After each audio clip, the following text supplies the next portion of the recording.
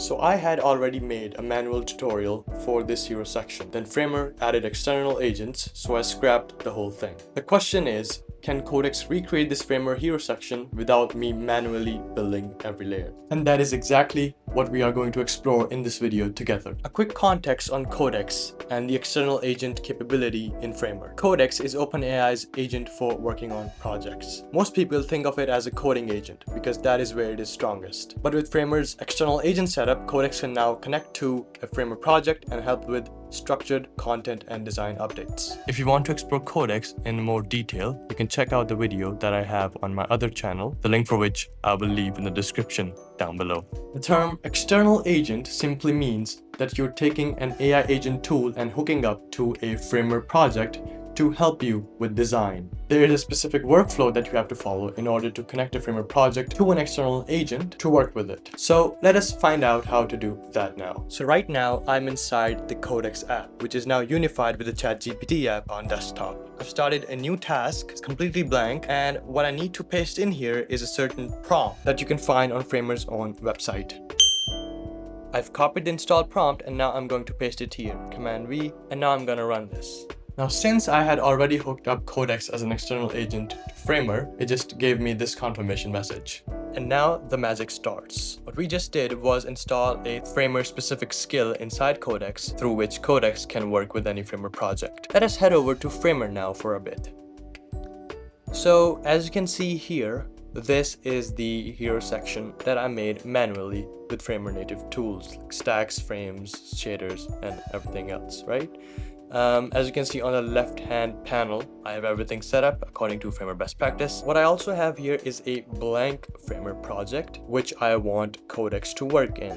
What we are going to do is just basically take this hero section. I'm going to export this hero section actually.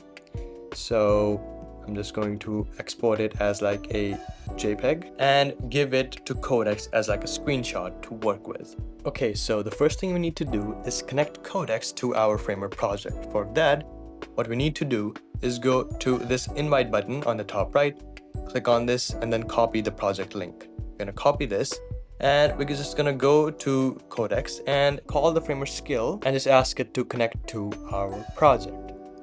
Connect to the project. Let me also tell it for approval, open Safari. Alright, after taking a minute, Codex has connected to our project. Let me just rename our task here. Let's say Codex shader hero in Framer. So what I'm gonna do here now is attach the screenshot and write a detailed prompt. The first prompt decides whether Codex makes just another generic design or actually nails it. Since I'm using a proper screenshot of an already made Framer design, it should do a good job. But the prompt has to be good as well, such that it makes clear to Codex what to design and how to design according to Framer best practices. Make sure to stick till the end of this video, where we will compare the original screenshot to the design that Codex makes. Alright, so I have typed up a detailed prompt for Codex to execute for this hero section. I'm just going to send this prompt to Codex and let's see what it does. Okay, so Codex worked for a few minutes and is now done with the design.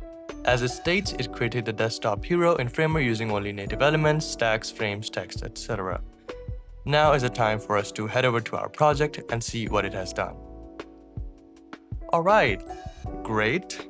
At first impression, it looks good enough. I mean, the only major difference that I see is the look of the shader background.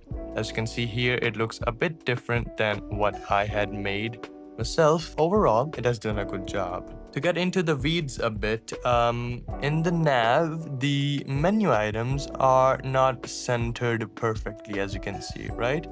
I think this is because Codex has used this space between settings, as you can see on the right-hand panel, for the header, while the practice that I use is basically start or center distribute settings, and for each stack that you have inside the nav bar, I just set its width to fill, as you can see on the right-hand side. And doing this basically centers the menu items perfectly. Other than that, I can see that the navbar and this CTA are a bit too tall.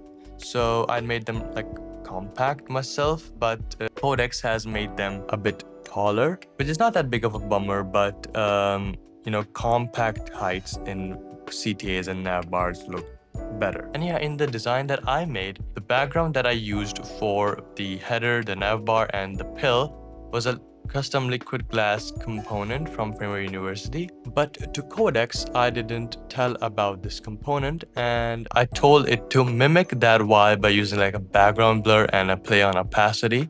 So let's see how well it has done that. Okay, so background blur is 18 is what it has set, which is kind of wrong because you don't want any values greater than 10. And as for the opacity of the fill, yeah, it has done a good job there. So yeah, these are just a few things that have jumped out to me at first glance. And stuff like this is where the human needs to step in. You need a human touch here. The designer has to stay in the loop. These tools and these agents can get the job done, but not fully right, or as I should say, not according to your taste. But again, the models are only gonna get better, and this is just the beginning, so it's time we get used to these tools as our assistants. So we connected Codex to a Framer project as an external agent and made a Framer native design just by prompting. And as we found out, the final result might not always be perfect. That could depend on the external agent itself or your prompts. And to make your prompts better, you need to understand your tool better. So if you want to learn more about Framer, check out other videos on this channel, and if you like them, subscribe for more. Like this video as well if you found any value in it. And if you want help beyond tutorials or videos, you can sign up for one-on-one Framer tutoring with me through Contract, the link for which you will find down below. To share any feedback, thoughts, or requests, the comments are always open. That's it for today's video, and I will see you in the next one. Bye.